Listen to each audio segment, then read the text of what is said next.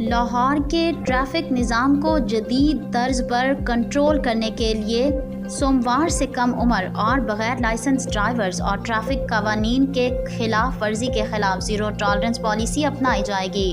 جویا news network plus کو C T O Lahore office سے حاصل ہونے والی تفصیلات کے مطابق پہلی دفعہ پکڑے جانے پر کم عمر ڈرائیورز کی گاڑی اور موٹر سائیکل بند کرنے کا حکم جاری کر دیا گیا ہے، جبکہ والدین کی طرف سے دوبارہ موٹر سائیکل یا گاڑی نہ چلانے کی یقین دہانی اور بیان حلفی دینے پر چھوڑ دیا جائے گا۔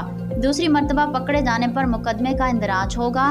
ان خیالات کا اظہار سی ٹی او لاہور امارہ اطہر نے گزشتہ روز ٹریفک آفیسران سے خطاب کرتے ہوئے کیا۔ انہوں نے مزید کہا کہ لین لائن ڈسپلن کی خلاف ورزی، ہیلمٹ، سائیڈ ویو مرر، درست انڈیکیٹرز اور بیک لائٹس نہ رکھنے والی وہیکلز کے خلاف بھی کریک ڈاؤن کا حکم دے دیا گیا ہے۔